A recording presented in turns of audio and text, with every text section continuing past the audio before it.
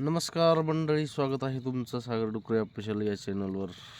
तर मित्रांनो, शुभ सकाळ सर्वांना. शेतामध्ये आलेलो आहे आणि आवाज थोडा बदललेला आहे. सकाळ सकाळी शेळ्या बाहेर बांधलेल्या आहेत. सर्दी खूप झालेली आहे मित्रांनो. 2-3 दिवसापासून तब्येत थोडी डाऊन झालेली आहे. कारण काय झालं, थोडं साडूच्या मुलीचं लग्न होतं. त्या लग्नामध्ये पाण्याचा याचा बदल झाला, थोडं धावपळ झाली, रात्रीचं जागरण झालं आणि त्याच्यामुळे थोडी तब्येत बिघडलेली आहे. सर्दी खोकला झालेला आहे. तर जाऊ द्या, त्या गोष्टी होतच असतात, ते रोजच चालू असतं समजा आपलं, त्याचं काही नाही. तर मित्रांनो, मी थोडक्यात तुम्हाला आज शेळीपालन आणि कोंबडी पालन हे दोन्ही जर एकत्र केलं तर आपल्याला त्याच्यापासून काय फायदा होऊ शकतो, तर त्याच्यावरती आपला आजचा हा व्हिडिओ असणार आहे. व्हिडिओ शेवटपर्यंत बघा. व्हिडिओ आवडल्यास व्हिडिओला लाईक करा. नवीन असाल तर आपल्या चॅनलला सबस्क्राईब करा, जेणेकरून तुम्हाला शेतीविषयक, शेळीपालनविषयक, नवीन नवीन उद्योगधंद्याविषयक या चॅनलवर माहिती देण्याचा मी प्रयत्न करत असतो. त्याच्यामुळं तुम्ही नवीन असाल तर या चॅनलला सबस्क्राईब करा. तर मित्रांनो, आज बरेच आपले शेतकरी मित्र आहेत, शेळीपालक मित्र आहेत, ते शेळीपालनाबरोबर कोंबडी पालन पण करत आहेत. आणि एका 8-15 दिवसामध्ये, जास्त दिवस नाही लागत आपल्याला, 8-10 दिवसामध्ये आपल्याला पण कोंबडी पालन सुरू करायचं आहे. 9-10 कोंबड्या आपल्याला या शेडमध्ये आणून सोडायचे आहेत.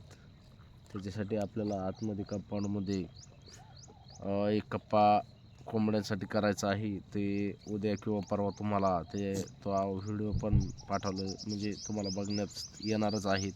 कोण्या ठिकाणी आपल्याला जागा करायची आहे कोंबड्यासाठी, तर ते पण मी दाखवणार आहे. तर मित्रांनो, शेळी पालनाबरोबर कोंबडी पालनाचे बरेच काही फायदे आहेत.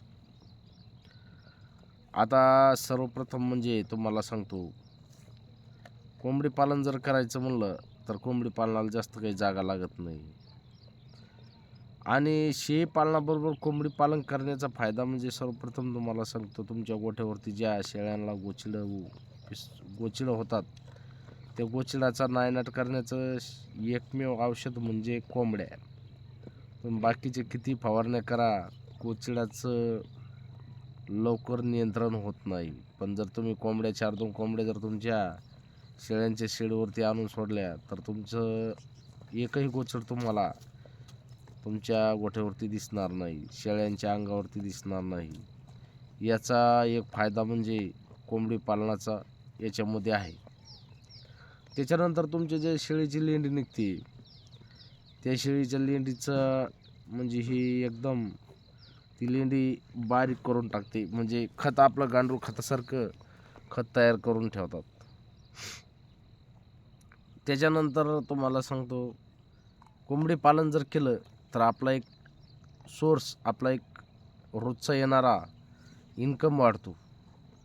इन्कम कसा वाढतो? आज कोंबडीच्या जो काही अंडा आहे, कोंबडी अंडं देणारी आहे, तर त्या अंड्याचा प्रत्येकी बऱ्याच गावोगाव वेगवेगळ्या ठिकाणी वेगवेगळे भाव असतात.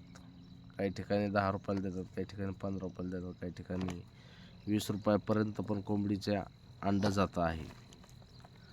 एक अंडं जर तुमचं 15 ते 20 रुपये तुम्हाला देत असेल, तर 10 कोंबड्या जर असेल तुमच्याकडे सुरुवातीला, तर 10 कोंबड्याची 10 अंडे जरी म्हणलं तर 15 रुपयाला जरी धरलं आपण, प्रत्येकी ते 15 150 रुपये.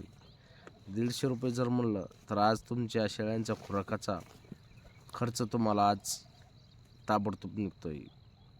किंवा तुमचे जे कुटुंब आहेत, तुमच्या लक्ष्मी आहेत, ज्या दुसरीकडं रोजाना जातात 200-250 रुपयाला, जर आज तुम्ही 10-15-20 कोंबड्या जर घेतल्या आणि त्या कोंबड्याचं जर नियंत्रण चांगलं केलं, कोंबडी पालन जर शेळी पालनाबरोबर केलं, तर तुमचा वरचा जो काही खर्च आहे कुटुंबासाठी लागणारा, 200-250 रुपये तुम्ही या कोंबडी पालनामधून तेवढा रोजची रोज इन्कम घेऊ शकता.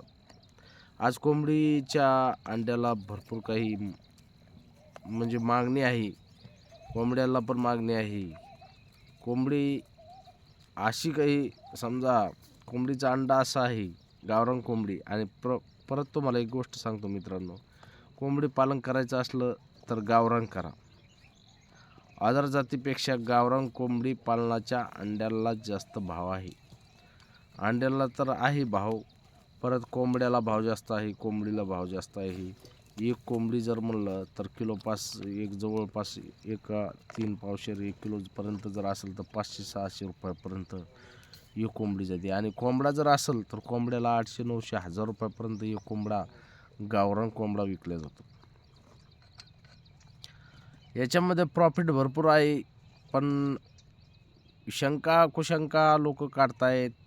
ज्यांना व्यवसाय करायचा नाही ते आपल्यासारख्याला व्यवसाय करू देत नाही. आज परवा मी एका आमच्या नातेवाईकाला विचारलं होतं, म्हणलं आमचे मेहुणे आहेत समजा, त्याला म्हणलं दाजी आपल्याला कोंबडी पालन करायचं आहे, कसं राहील? तुम्ही 1-2 शेळ्या वाढवा, पण कोंबडी पालन करू नका.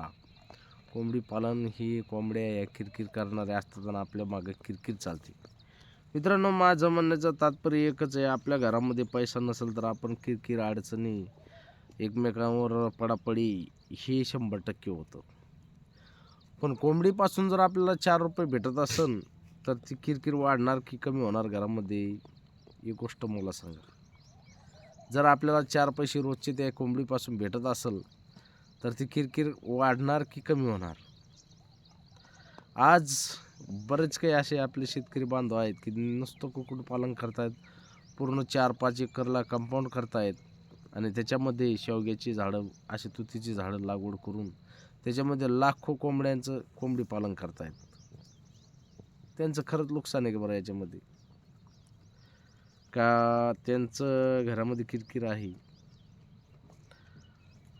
आज बरेच जण म्हणतायत, मला सुरुवातीला मी ज्यावेळेस शेळी पालन करत त्यावेळेस आमच्या गावातल्या एका व्यक्तीला, ज्याच्याकडे शेळ्या आहेत त्या व्यक्तीला विचारलं होतं, मला शेळी पालन सुरू करायचं. ते म्हणे अजिबात करू नको, शेळी पालनामध्ये काही पडलेलं नाही, मला शेळी पालन बंद करायचं आहे.